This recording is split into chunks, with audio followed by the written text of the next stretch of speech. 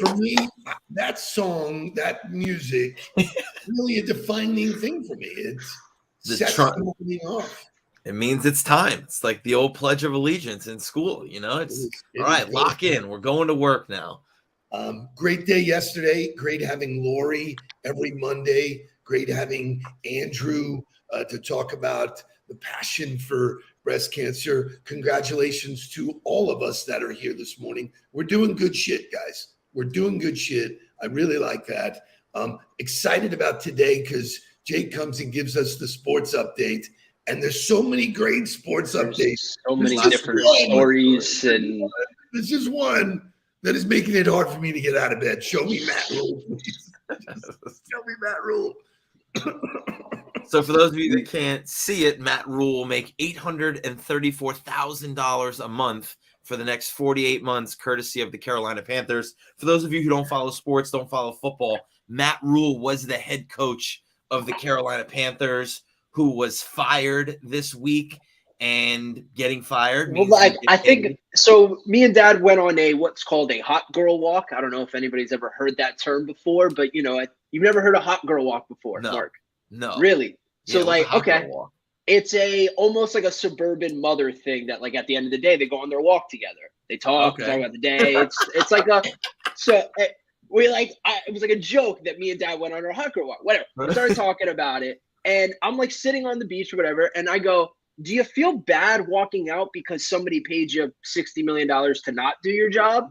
Or are you happy because you got $48 million to not do it? Which way do you lean as a person? Do you embrace failure, or does it not allow you to embrace failure? How do you take it? I got to tell you, there's 834,000 reasons why I don't give a shit. So I think it eases the pain, right? I think all of us in this room know that when you build a business or you build a team or whatever the thing is, and it doesn't work out the way you thought it was going to, or you don't find success in it, there's always a sting there. But damn, does that help dilute that sting? Because I got a question. You're not worried about financially what's going to happen. We're always talking about sports versus business, and sports is a business, whatever. They are promoting mediocrity or failure. They're saying, how does a guy not take the job knowing, I don't wish you what happens in 2 years, I'm out with a big chunk of money? There's definitely no incentive, and especially in the business development world or in the startup space or whatever, where a lot of the incentive comes from growing the business together, right? Like having equity stake early on, or being 100% commission based, or, having profit sharing. All of that is incentive to grow it when you guarantee somebody dollars up front, which is funny because very few athletes are getting guaranteed that kind of money up front. So the people that are really responsible for the execution aren't getting that kind of guarantee, but the leaders are. And I had this conversation with Andy Smith yesterday. We were going over some stuff and we're talking about compensation. And I go, most companies run into the trap of prepaying or overpaying people who are responsible for performance. It happens all the time. People who get in a position where they get paid before they perform fail. It's human nature. Correct.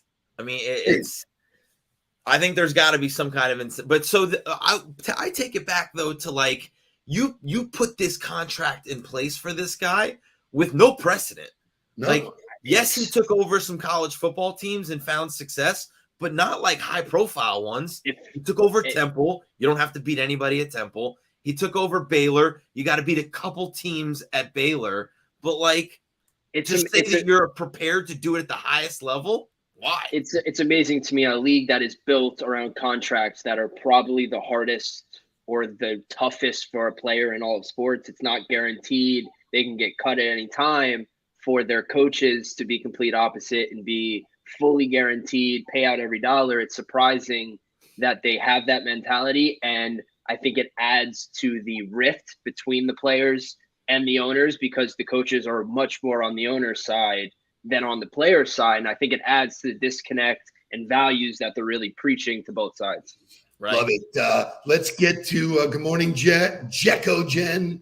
Thank you for taking us on the road. Shay, wake us up, because Jake has a full show of great sports business content. Let's go.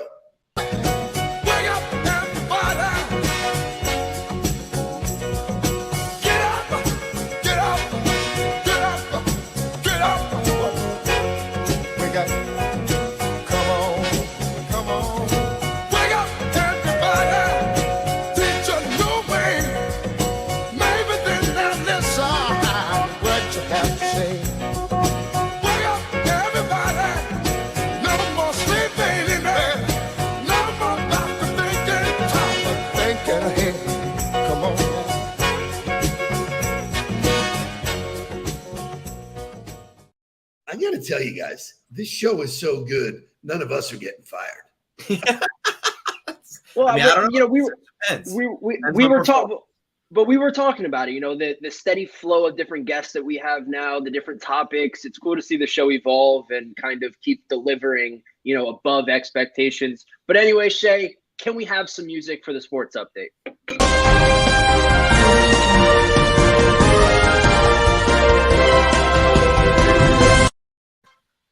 It was a great week always is. Like I said, I think this is the best time of year. The football stories that come out, the sports stories in general. Mark, you look like you're.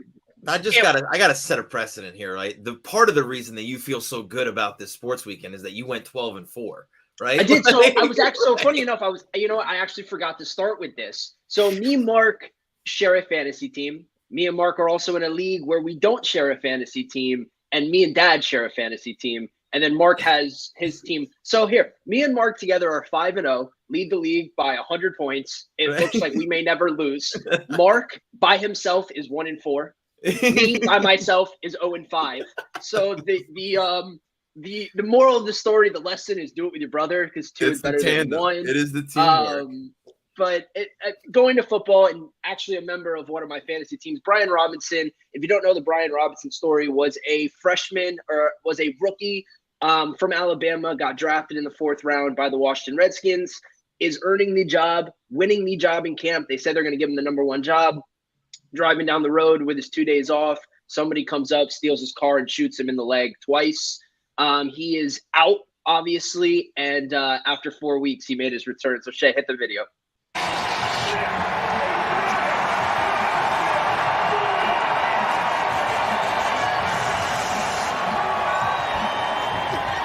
Moments ago, an emotional pregame moment as Brian Robinson took the field for the first time. He will make his NFL debut today. As Amanda Renner just told us, on August 28th, he was shot twice during an armed robbery attempt in Washington, D.C. He returned to practice on Wednesday, and the decision was made yesterday to put him on the active roster. And very cool. Right. What show is it where they do like the mistakes at the end? Thank you, Todd Stevens. Who are the Redskins, man? Fact check. Washington Commanders. Well done, Todd. Thanks for keeping Jake. You want to talk about overcoming adversity, and yes, Shet. That would be PTI, where they do errors and omissions. Yes, at the end. But you want to talk about achieving things and then getting it taken away from you in things that you had to battle in your personal life, mentality of, am I ever going to play football again? And his ability to walk right back into that organization and the building 2 days later to start practicing, to be ready 4 weeks later is unreal. I would love to get your guys' thoughts on it.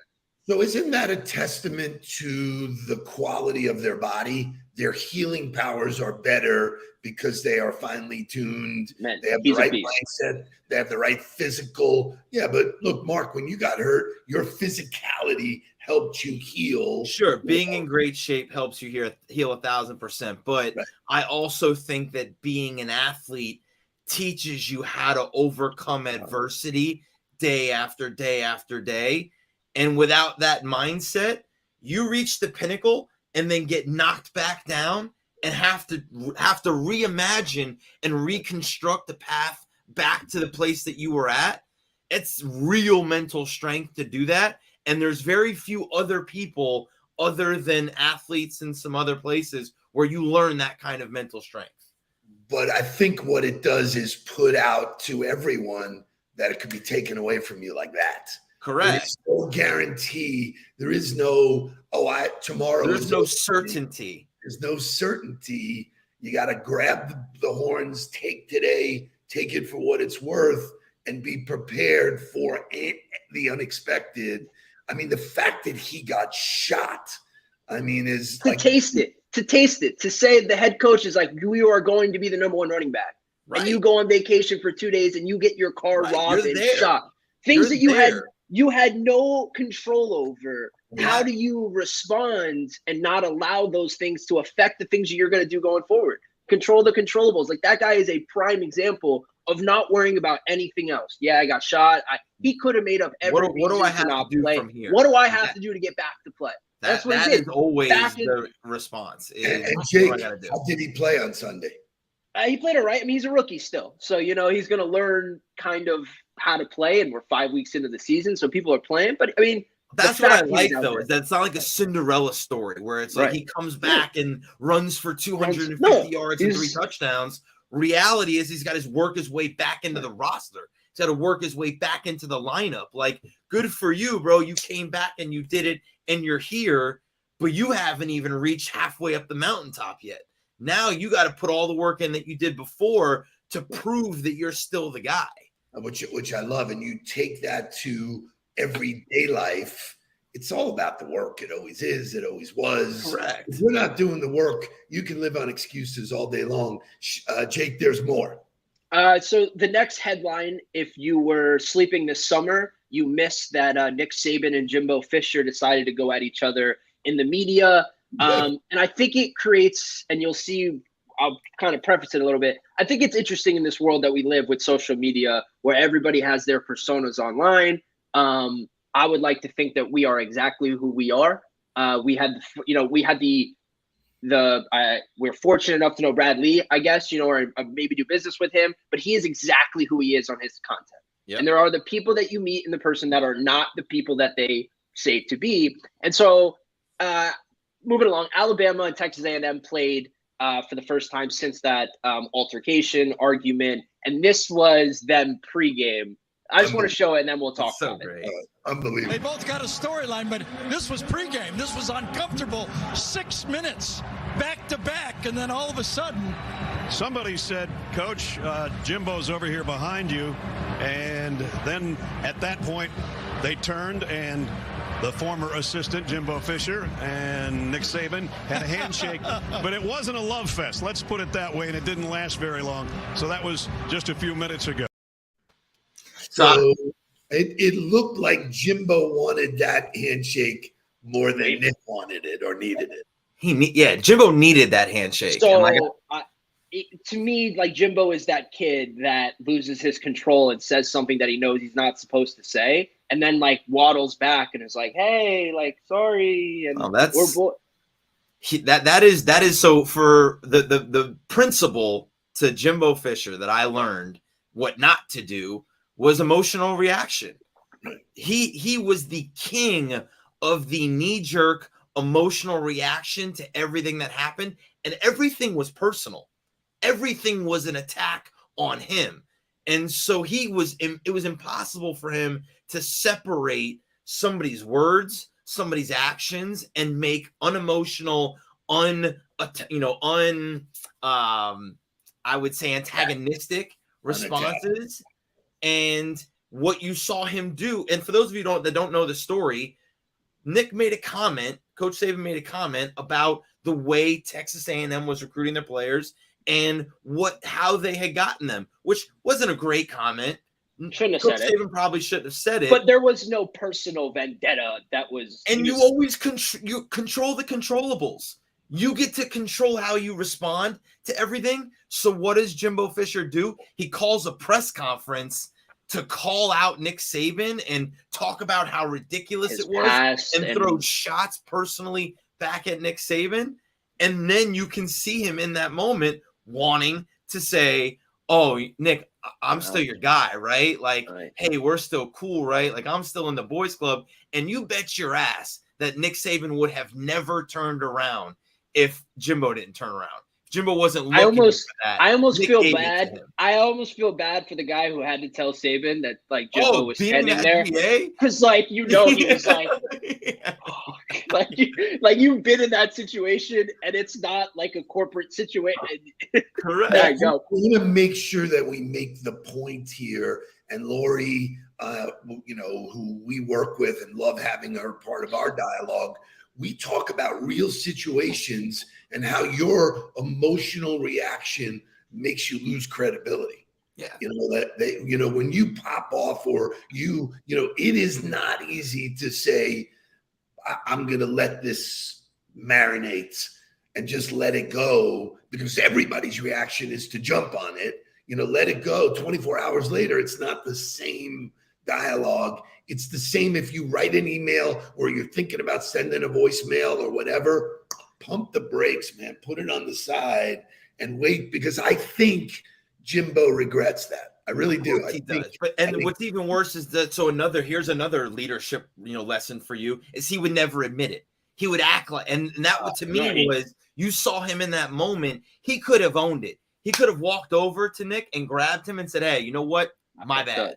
Yeah. My eye screwed up. But he didn't. He tried to play it off like everything was fine and everything's still good. That's not, you have to own that moment. You have to own every moment, but especially the times you make mistakes. If you have any chance at repairing that relationship, you have to own your behavior in that and go, you know what? That was wrong and I'm wrong for that. He didn't own his behavior, by the way, in the offseason. He said after that it was never supposed to be a publicized press conference. Right. What press conference is not public? Right, bro. So I think Paula makes a great point. Easier said than done. Ego is the cause of a lot of crap. If you let yourself get in front of it, that's when you get hit and you're vulnerable to making, I say the same thing in business. Not about me. Whatever decision you decide to make, whether it's, whether you want to work with me or you don't, and especially in our business, because it's not like you're just making a decision about a service. You're making a decision about me delivering that service to you. Right. So it's super easy to get really emotional or personal and feel like you're saying no to me. But you can't operate that way, because if you operate that way, you allow your emotions to hijack all of your thoughts, which then affect all of your behaviors after that. You got to find a way to compartmentalize or create some space to allow you to process it. So this brings it back to how coaches get paid. That's a shot of adrenaline to their ego. Look at me. Sure. I made all this money. I'm invincible. I can do whatever hell I want. Hey, buddy, your job is to grow young men. Correct. Your job is not to be out in front of it, and it's not about you. It should be about them. So what a fabulous conversation. We wouldn't be remiss if, Jake, you did not talk about knocking on the head. Let's get some motivational music, and then we'll finish the show with some concussion talk. Weeds rocking on the radio, free and easy down the road I go. So I keep rolling like an old banjo, free and easy down the road I go. Got the sun shining on me like a big spotlight, so I know everything is gonna be alright.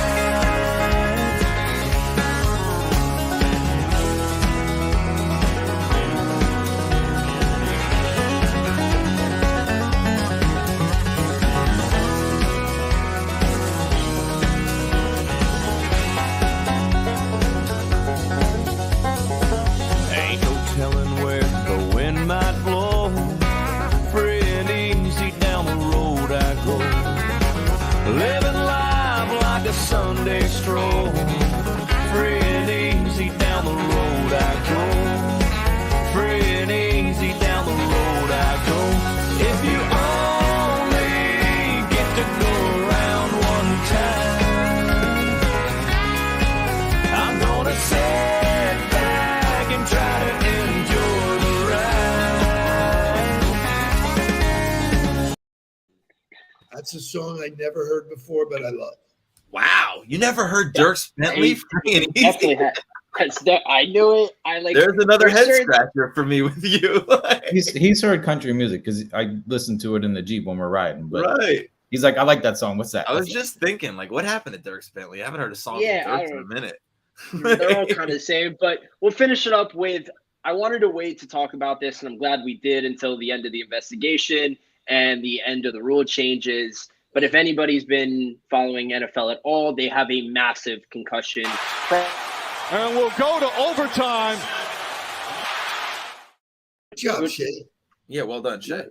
Nice. That was caught me off guard. But there's a huge, Tua got hurt. They've changed the rules. And if you watched this week, there was a lot of inverse, results that the NFL didn't really want, but now is a reality.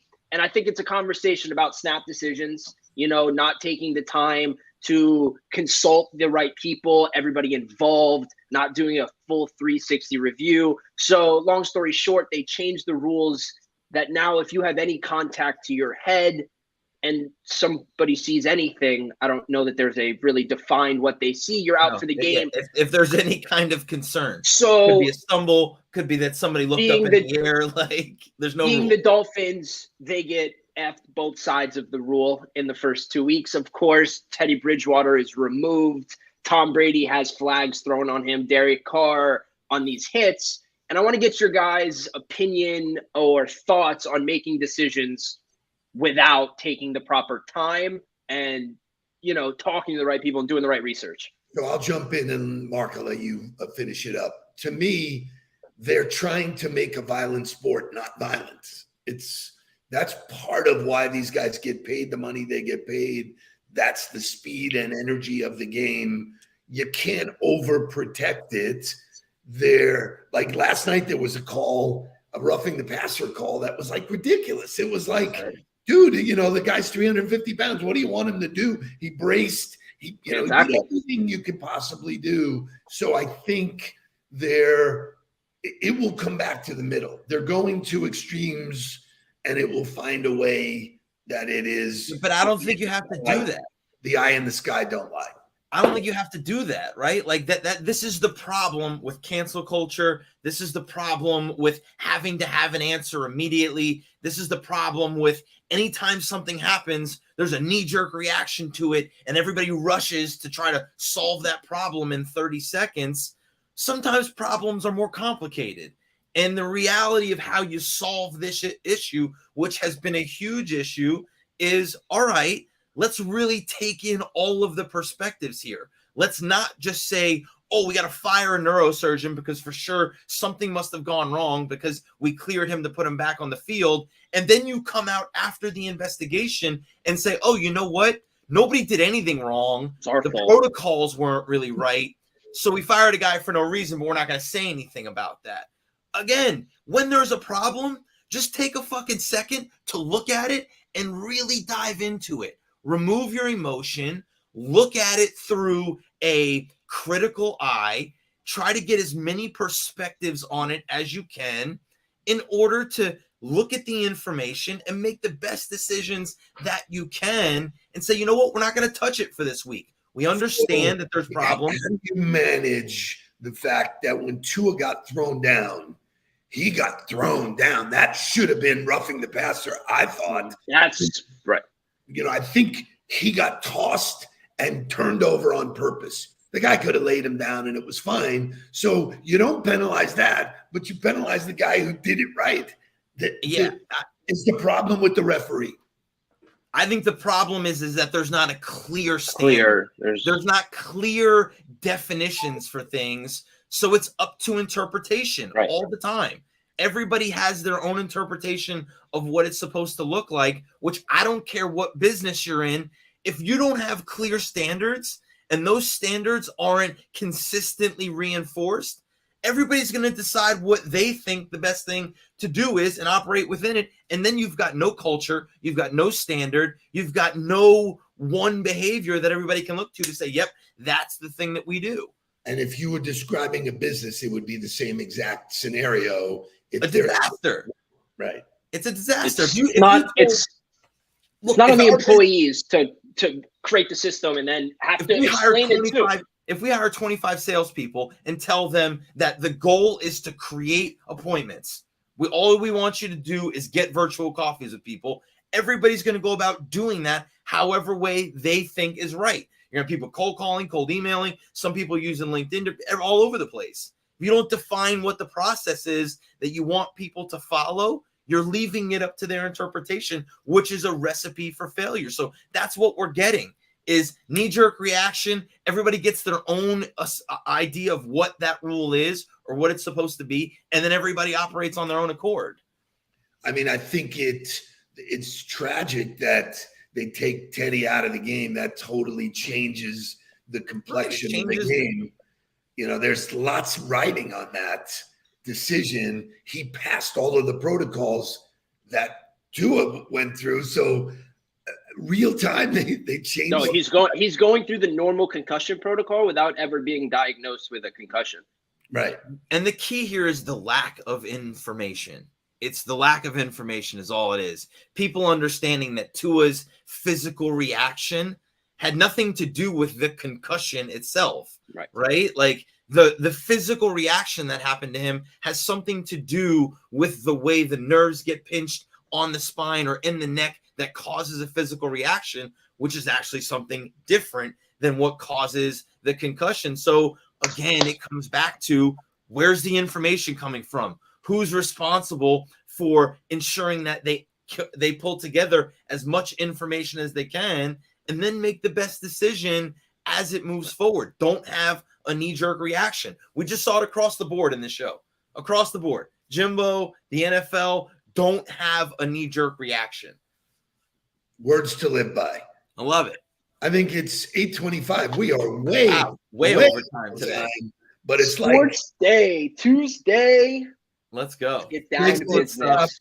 Nice job, Jake. We'll see you next week. Great reporting. Great combination of sports and business and takeaways. Gentlemen, let's get down to business. Let's do it. Please don't worry about me. I'm about to let my heart speak. My friends keep telling me to leave this. So let's get down to business. Let's get down to business.